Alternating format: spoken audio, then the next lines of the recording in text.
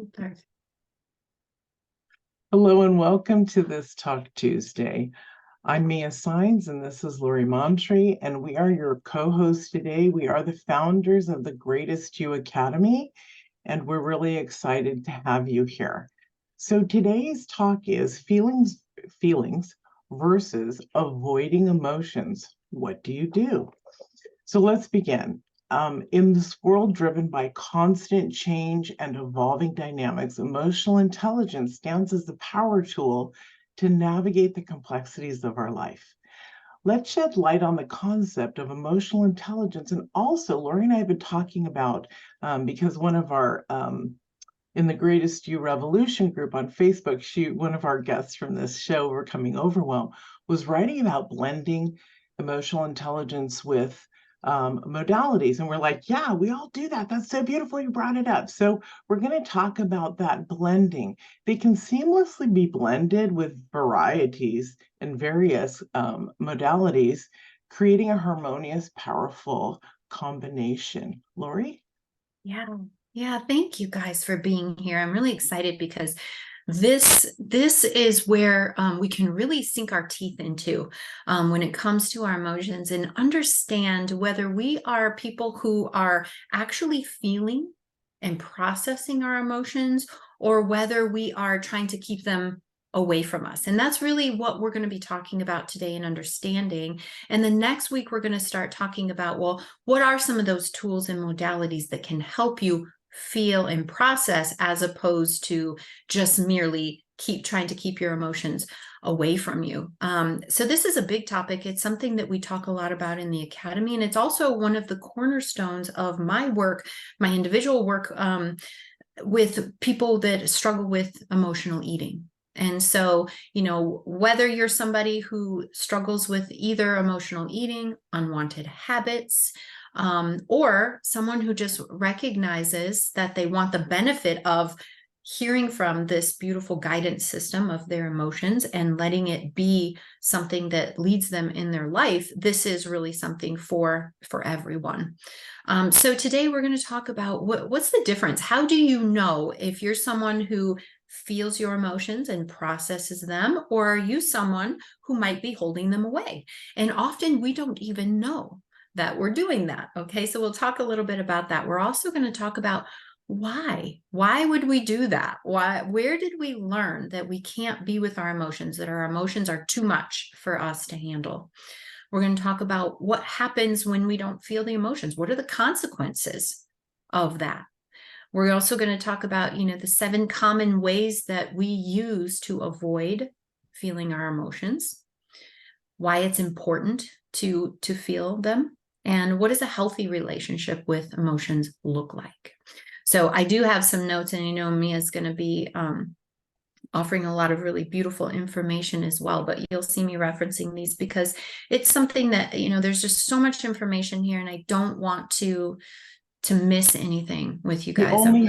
We only have 30 minutes. So Right, that's why I exactly. keep coming to these Talk Tuesdays so that we can patch them all together for you. Yeah. And this week and next week is going to be very consistent. I hope you find the common thread in a lot of our talks, because there is this, we're talking about things that are very foundational. But so let's get started with the difference between feeling and distracting ourselves or holding our emotions away. The analogy that I really love, because a lot of people say, no, I feel my emotions. They feel terrible. I really feel, really awful when I'm sad. I really feel terrible when I'm overwhelmed, or whatever it is. I'm feeling my emotions. But really what's happening is that they're not allowing those emotions, not bringing them in, not sitting with them. They're actually trying to avoid them. And that is very painful. So they're experiencing pain and think to themselves, this is the pain of my emotions, but it's actually the pain of distancing yourself from emotions. So the analogy I like to use is, our emotions, imagine our emotions are a brick. Okay. And this heavy brick.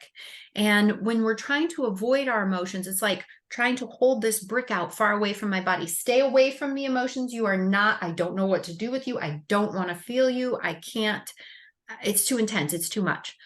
Well, imagine after a few seconds, that brick is going to get really heavy being kept away from your body. You're going to have to go through all kinds of things. You're going to have to change positions, find all kinds of things. It's going to take all of your energy and all of your focus to keep yourself holding this brick up. And that's what it's like when we're trying to keep our emotions away from us.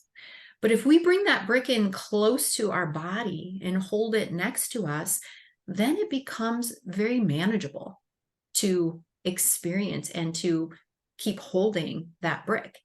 And that's what it's like with our emotions. When we're actually feeling them and processing, when we have tools and feel safe to allow them in, and that's something that needs to be built. It's not, something automatic.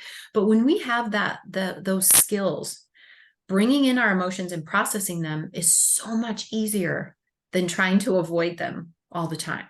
Okay, so that's kind of the groundwork, just understanding the difference, that there's two ways. Neither, it doesn't feel good to keep them away. So sometimes we think we are feeling our emotions, but really we're just more focused on not feeling the actual emotion itself. Anything else with that, Mia, that you notice for people, or that you want to add? So it's not that, it's exactly what Lori said, but instead of feeling the emotion and working through it, we allow another emotion to attach itself that we don't understand. Generally, that emotion is anger, sadness, hurt. And so it's not a positive sense, right? Because we don't know what to do. So I just wanted to add that in, that's also a component of what happens. And then, of course, it settles into the body because we keep talking about that. So I'm going to pass it back to this beautiful woman. Yeah. Thank you for that. Yeah. I can't tell you how many people will say, well, my go-to is just, I get mad all the time, right? And maybe people who are just angry all the time. Well, there's probably a lot of other emotions that are being silenced, because anger, if you think about it, I'm going to be angry, and that's a sense of protection, right? In my anger, I'm doing something to protect myself in my anger, but really I'm just covering up a lot of times. Not that anger isn't genuine and can't be a genuine emotion, but very often, especially when you say, I'm angry all the time, or this person's angry all the time, it's more likely that there's a lot of other emotions that are underneath the surface, but anger is the one that feels the safest to address. That happens a lot for men, unfortunately, because they're not allowed to feel, right? Allowed to feel sad. They're not allowed to feel any of these things, but they're allowed to feel anger. So, okay. And so, but we can talk more about that as well. But so let's talk about whether you've determined for yourself at this point or not. You may not know, and that's okay, whether you are feeling your emotions or whether you're distracting. Let's talk about, where did we learn that our emotions aren't safe? It starts when we're little kids, right? And the difference, there's kind of two routes, and this is kind of the two ends of the spectrum, and then most of us fall somewhere in between. But for a lot of people, their emotional world they were taught their emotional world was not safe, right? Don't be such a baby. You can't let everything upset you. Oh, you're being dramatic.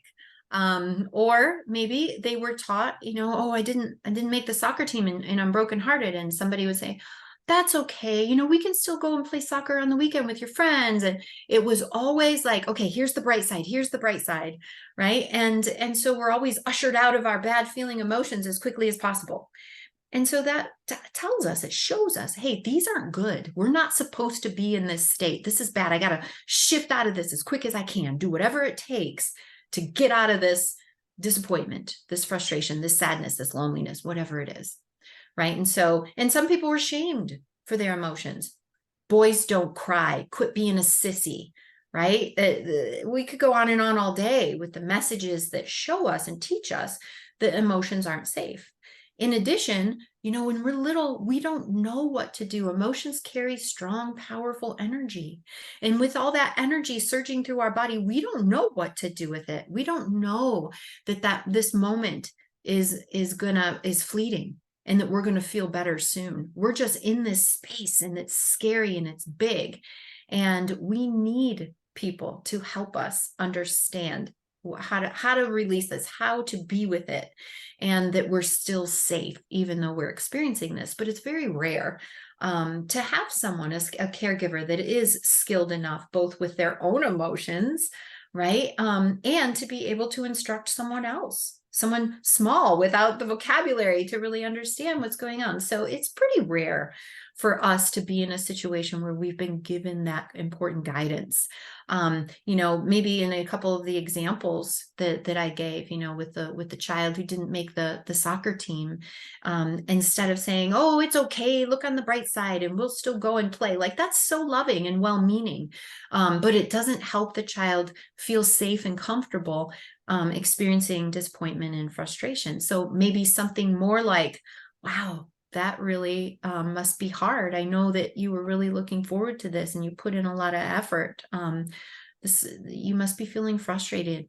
Yeah, I get that. And it's going to feel that way for a little while, but I'm here and we can talk about it." I remember, my own frustration, and, not to say, "Oh, I was frustrated and I got through fine," but to really make a space, a safe, beautiful, loving, compassionate place for the child to feel emotions. That's how we learn how to do it. That's how we become skilled at it. But as I said, that's a tall order for a caregiver. And so most of us haven't learned to do that. Most of us are somewhere along this spectrum that I'm describing, and many of us taught, at least with certain emotions, right? How many of you got sent to your room when you displayed anger, right? Or spanked or something else. Yeah. Instead of saying, "All right," not that the parents should, or the caregiver should have let us, be disrespectful or anything like that, but to help us with the anger, because the message that the child is getting is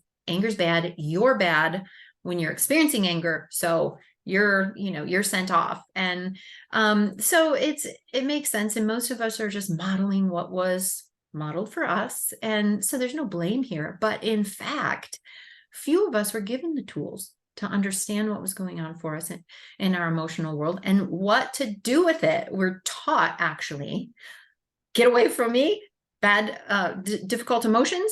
The best thing I can do is figure out how I can get rid of them as quickly as possible. Yeah. Yeah. Yeah. You brought me back to, and I just want people to think about this. You brought me back to that little child, right? We all were a little child.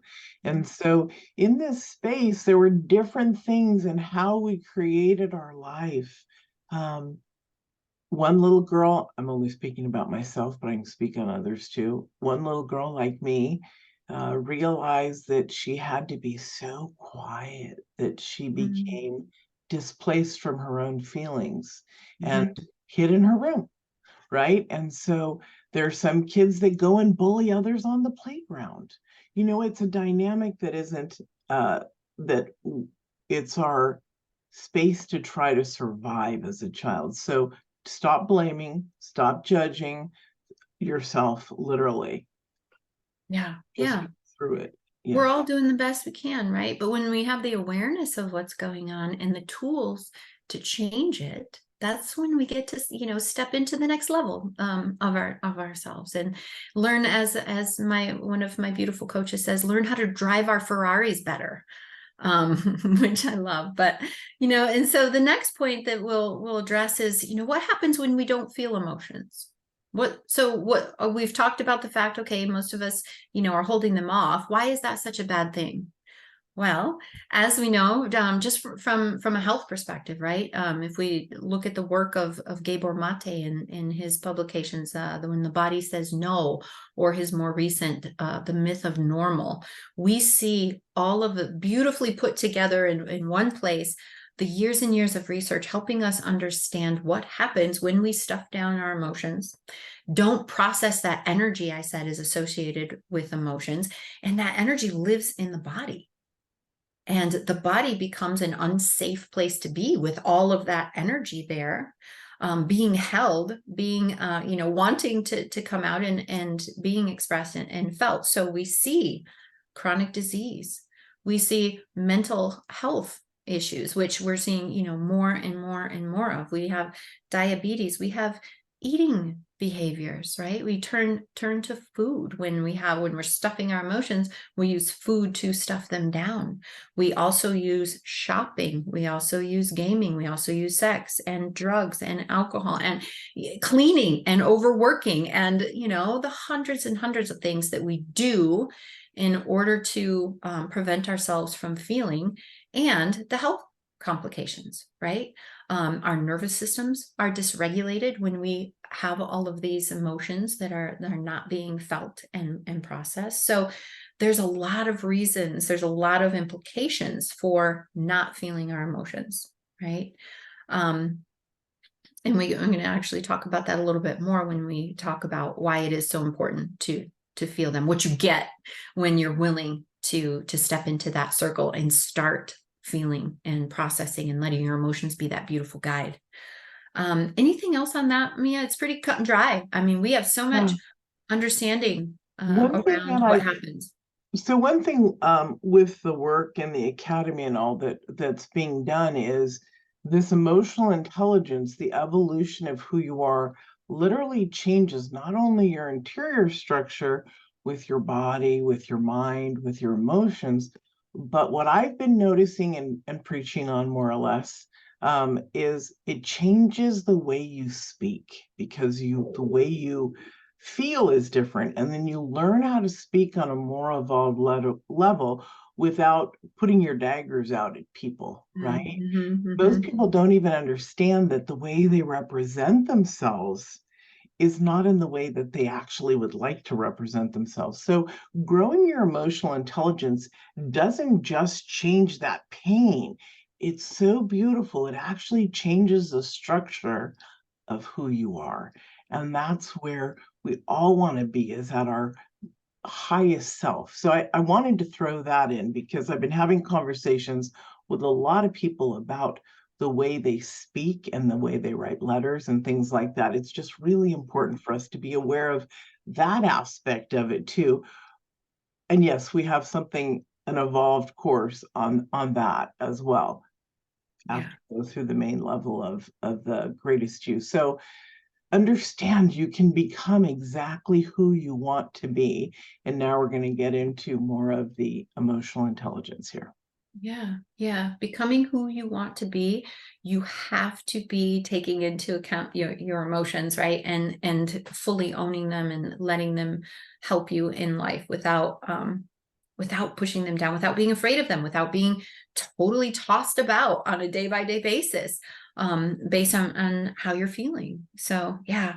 So what are some of the common ways? Maybe you'll see yourself in one of these ways. How do we go about distancing ourselves or distracting ourselves, avoiding our emotions? One of them is just that avoidance and distraction, always listening to something. I'm always watching something, can't have a moment of silence, right? I'm going to stay too busy to notice what's going on in my internal world. I'm going to scroll, if there's a second, I'm right there on Facebook, or I'm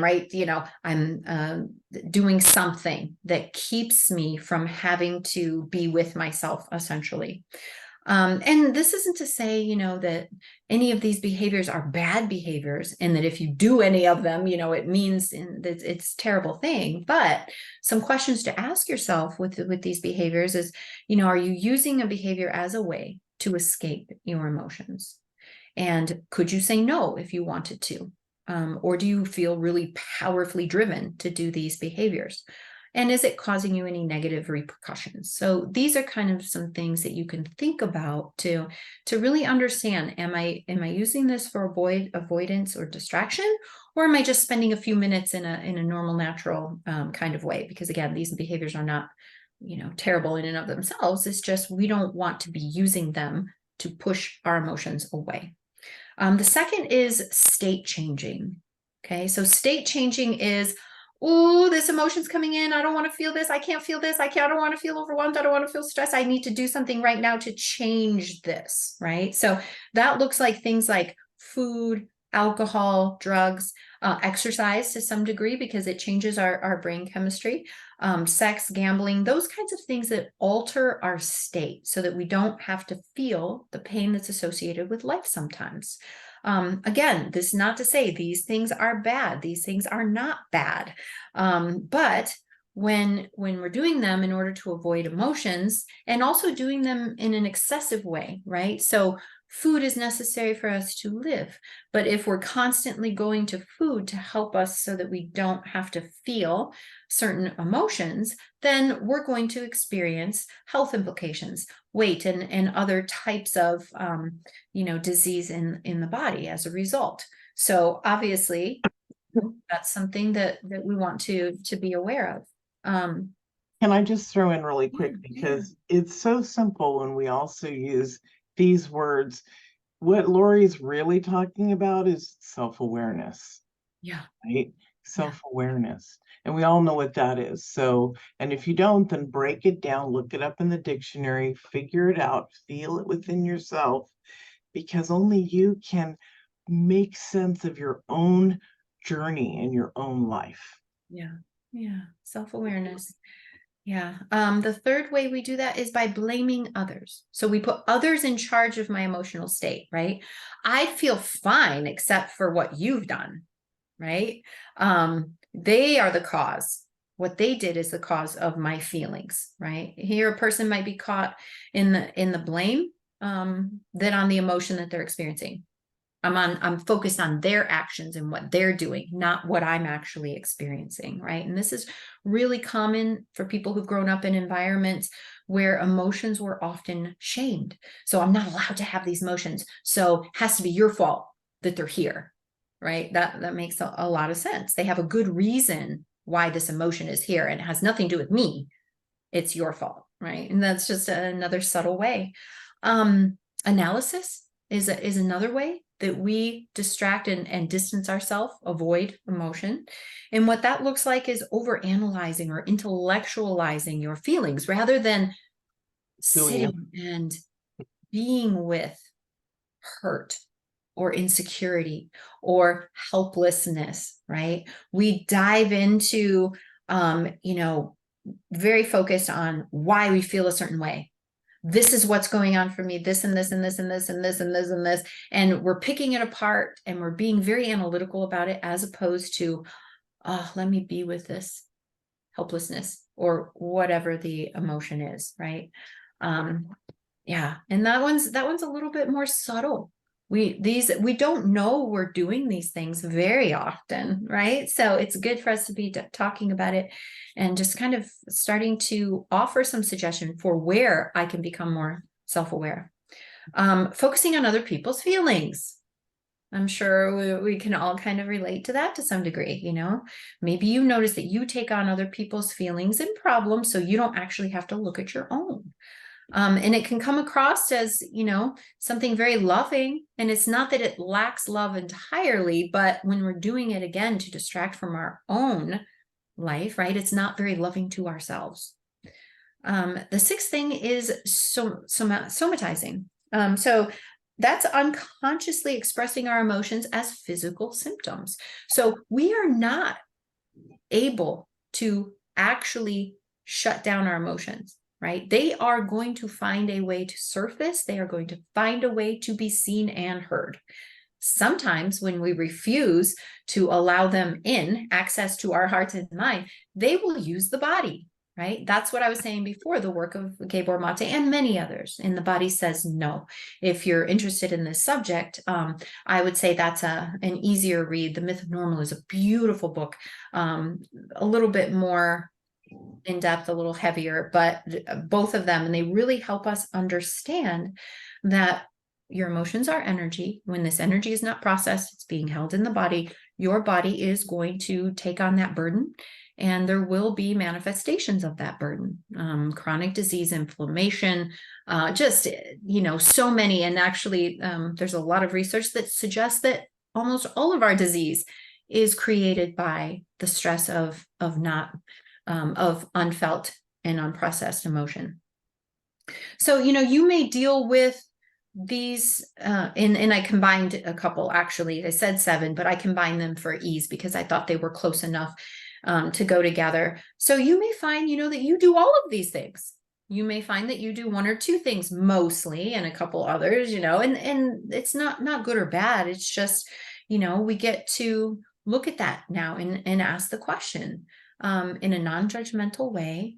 Am I doing this to not feel my emotions? Yeah. Nicole is reading When the Body Keeps the Score right now, which is perfect and highly recommended.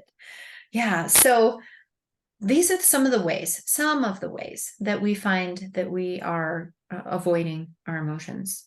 And now we've already touched on a little bit. We've been kind of highlighting some of the reasons why it is so important. Why do I care so much? Well, obviously, for your body, right? Because your body will take on the burden of your emotions if you're not processing them. So just from a health perspective, we can look at this and say it is totally worth it and necessary if we want to experience vitality and health in our bodies. We have to be able to feel our emotions, but also your emotions are your guidance system, right?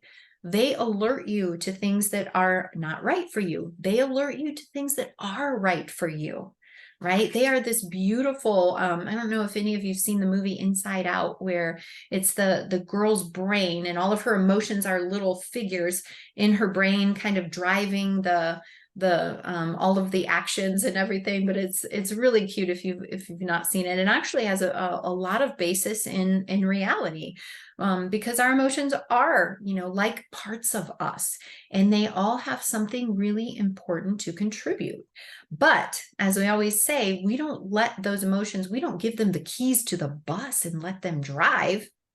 That's for the higher self, right? The higher self gets to drive the bus, but all of the emotions have something to contribute as far as, where should we go and where should we, be headed, and what's the right direction. But we want our emotions to be safely seatbelted in the back, and we're relating to them. But when they're all up there at the steering wheel trying to grab and trying to navigate, you're going on one crazy ride. So when we think about, our emotions and our ability to use them to help us, to be a compass, to understand them, then they become incredibly valuable. We get to where we're going in a really much more efficient and productive way. Can So I it's jump in important. just for a moment when you're through before Yeah, we go on to the next one? yeah, please. Oh, okay. So there were a couple of things. Lori had such a beautiful lineup that as you watch this is a process of how we move through it. Now, the part about the taking on others' feelings and emotions, we're not talking about being an empath. We're talking about being codependent or a caregiver and not actually looking at yourself. We also would refer to this as a lack of self-love. So as you move through it, be aware that it's what it actually is. It really is related to self-love and the fact that we're avoiding ourselves. So with the feeling, as Lori was talking, I was like, wow, I just want to say that with the feelings that come up, there are stories attached. She was talking about Gabor Mate and those beautiful books that teach us how to identify spaces in our body. So guess what? You can also heal that storyline with your parts work, with your somatic exercising. That's how all of these different modalities blend together. So I wanted to share that aspect, that there are many that have to work together and nurture to love each other in order for there to be a dynamic shift. Yeah, Take it yeah. away, Missy. That's so important. And and for us to heal, and whether we're talking about physically healing old wounds, healing past traumas, we have to be present to our bodies, present to ourselves. And if we're holding our emotions off, we're not present with ourselves. And that's not a safe and secure way of being. So think about the child who comes to their caregiver and says, I feel so fill in the blank, scared. And the caregiver says, there's nothing to be scared of. it's okay, go back to bed. You Mhm. know, does that provide any sense of security? Of course not, right? It heightens the terror because now I have nowhere to go, and no one to share this with me. And that's kind of the same thing when we're not paying attention to our internal world. It's kind of like we're saying, just go back to bed, there's nothing there. But the feeling doesn't get tended to. So we're never going to feel safe and secure, feel firmly rooted. Like me and I like to talk about and teach how to become firmly rooted. That can only happen when you have your own attention and you're tending to what's going on inside, physically, emotionally, mentally. So that's another reason why it's so important to learn how to surf the waves of your emotions, be with your emotions rather than avoid them. And yeah, so that's the next point, right? Is that safety. And also, there's this with that safety, when you're being attended to, how does that feel?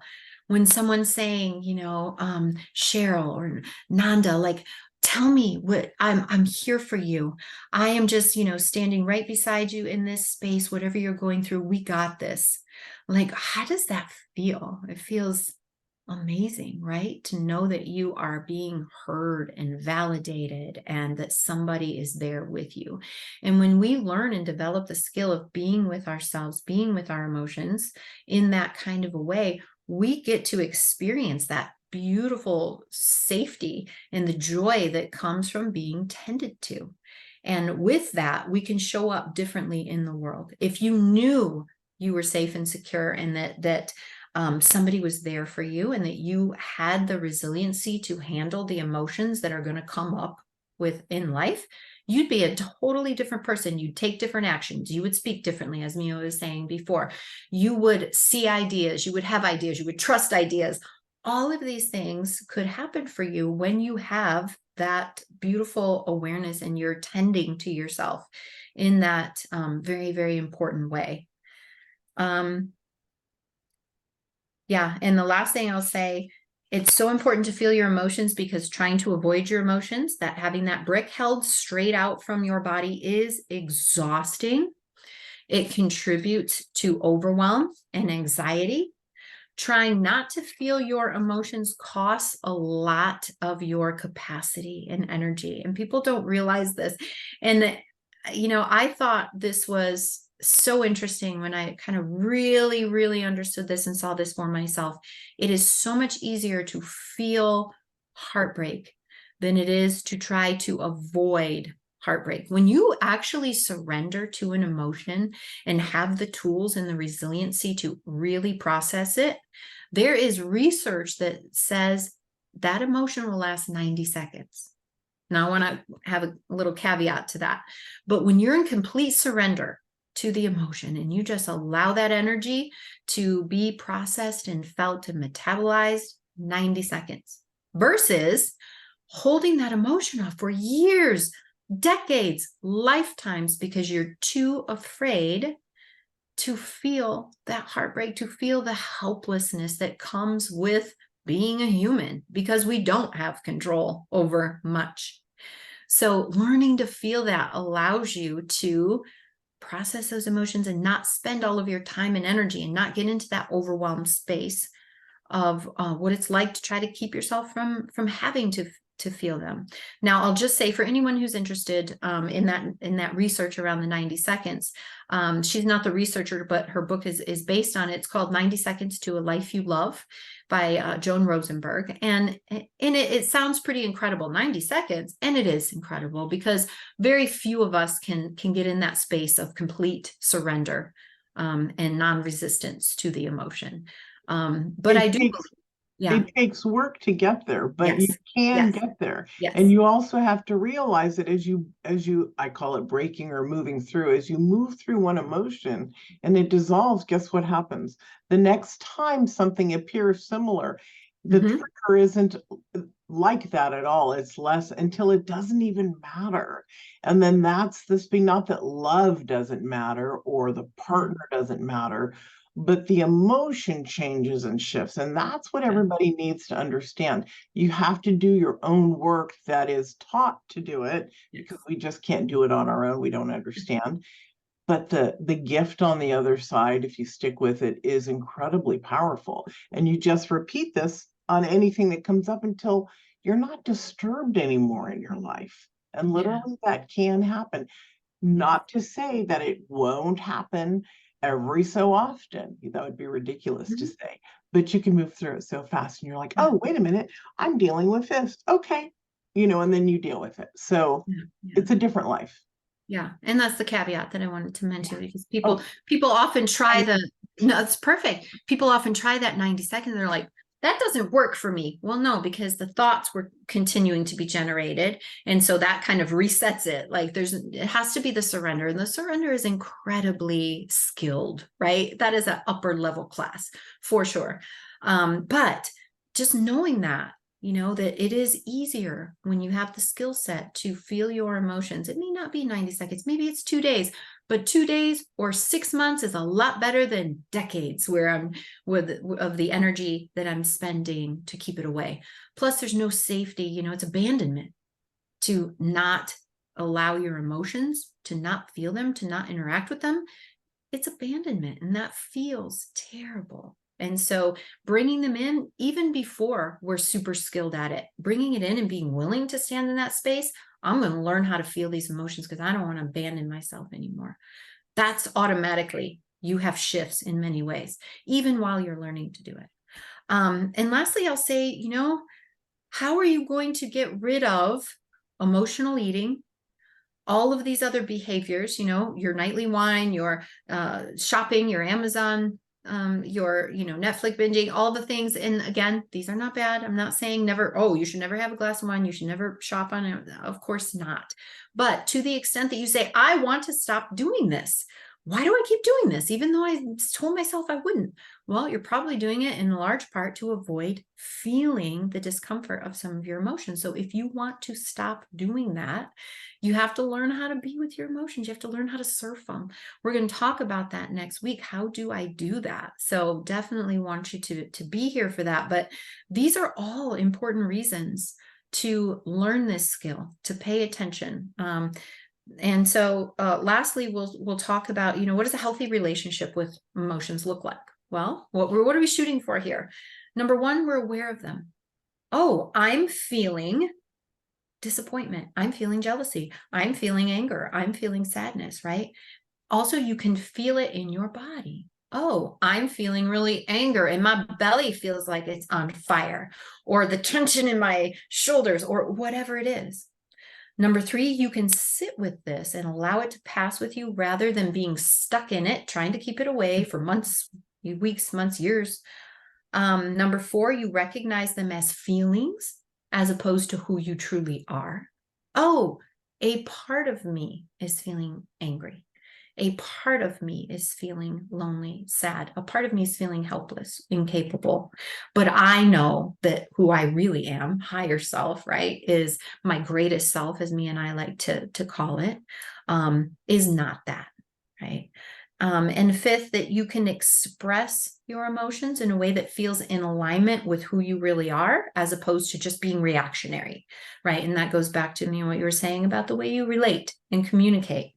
And you can usually tell if you're being authentic because it will feel pretty good while you're expressing it and the next day, right? Not just while you're expressing it and then look back on it and say, oh, I don't like the way that I handled that. So meaning you don't act compulsively or impulsively, and then regret your actions. So obviously, right, I hope what you're taking away here is that learning to lean in and experience your emotions is really vital to healing, to feeling calm, alive, to your nervous system being regulated, to overcoming unwanted behaviors, in all of these ways. And I'm really looking forward to next week, where you guys get to try this on this week. You get to notice and become more self-aware.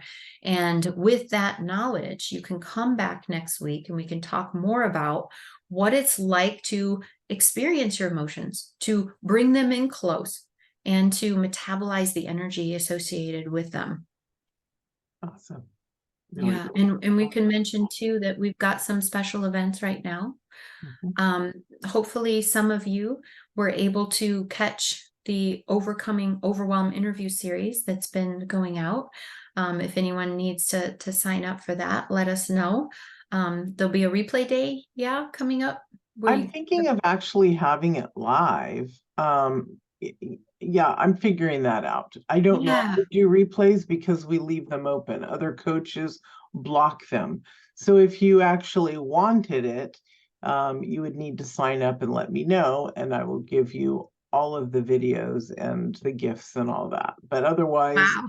I don't normally produce a replay just because like I said, we don't block them. You and I keep them open for the world because we I gen love that. we Yeah. generous. Where other coaches close it off because they're like, yeah, either do it now or forget it. So yeah, Yeah. Yeah. So those would be just open and available on our YouTube channel. they Yeah. are So available. go to the YouTube channel and watch some of the videos about the overcoming overwhelm, because when you're in overwhelm, you can't, it's very difficult to feel safe enough to feel your emotions. So that's kind of the ladder that we're building for you here. First, we have to tend to your regulated and regulate your nervous system so you feel safe enough to feel those emotions that are, they feel like tigers, right? They feel like big, scary tigers baring their teeth sometimes. And so if you're not feeling safe and secure in your body, and you don't have connection with your body, this work that we're talking about right now isn't going to happen. So that's such an important foundational piece, which is something that me and I work through both in the Greatest You Academy. We're going to get you there first, have being safe and secure, and then help you open up to your emotions.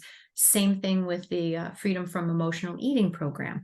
We're going to work on your nervous system first. So right now we have for you on the YouTube channel a dozen, 15 beautiful interviews with incredible people who are sharing their nervous system knowledge with you. And Actually, this will go till Friday. We were cutting it off on Wednesday, but Lori and I did a beautiful class for you guys at the end of it for understanding and stuff. So we are putting it out a few more days. So there's actually more than 15. But somewhere in there, I have to go back and add the rest of them. I put this is video number blank out of blank. So it's so that you can follow the trail. I think I might go back and even put in the next video is with so and so or is named this. So we try to make it as easy as possible for you guys. yeah, Mia, we're And being asked also the this name of the YouTube channel is is the greatest you Greatest You. revolution. Our and also we It's have YouTube. the YouTube is the greatest you revolution after Okay, our Facebook group, the greatest gotcha. you revolution, because the greatest you academy is a part of our revolution. And so please sign up for also the greatest you revolution on Facebook, because that's where you're going to get a lot of stuff that will guide you to either the YouTube channel, which you should subscribe to so you can get notices when great videos are available. Also join that group so you can have other access and stuff to us to ask us questions. It's a beautiful place to be. And then, of course, the Academy at thegreatestyouacademy.com. But I do want to say that we have the 3 keys to emotional or to Overcoming thank emotional you. eating. Yeah. Yeah. I was thinking about something else that we're doing further down the line, so my names are getting twisted. And that is a beautiful, it's being sent out on the well, to make it easy on me because I don't have it in front of me. It is we It's have it the tomorrow for 18th, I believe. Um, 17th, 18th. What this is a 3-part it video actually series, the starts on the whole 9th event. unless we're gonna move it. Yeah, I'm not Oh, sure if we okay. move it. We have Yeah, to talk well, about let's that. put the link to sign up for that in the It's replay in video. the group. I advertise it on the emails, the replays. Yeah. So if you are on our email list, it's at the bottom of all the upcoming that have been coming out for the last week or so. We're going to start to advertise it today all over. So just look for it. You'll be able to have access to next week. Come back. We'll actually put it in the chat and have it available for you. Awesome. The Yeah. link. So, So and I think that series, even though it's overcoming emotional eating, the same thing applies. We could say overcoming binge shopping, overcoming, alcohol, overcoming the unwanted behaviors is really what it's about. But we are, you know, supporting those of you who may struggle with emotional eating with this right now. So it's there for you. It's going to be a not only a video series, but there's also going to be a lot of live coaching events for it where you can come and get supported and understand how that information can apply to you. So that So class is in our chat right now, the link, and there then it is. one more for you. Hold on. And here is the YouTube channel. Oh, And thank you. it's Yeah, in put the name, the but chat. And hold on, let me put it here. yeah. So we've been really working hard this summer and into this fall to provide these resources to get them together for you, because these are the kinds of things that people are telling us that they need, and we're responding to that by, you know, Creating more content. creating as much content and resources as we can. So always let us know how that's working for you, what else you're needing, because we are here to serve. Yeah, beautiful. All right, everybody, thank you for joining us. I'm going to turn off the recorder.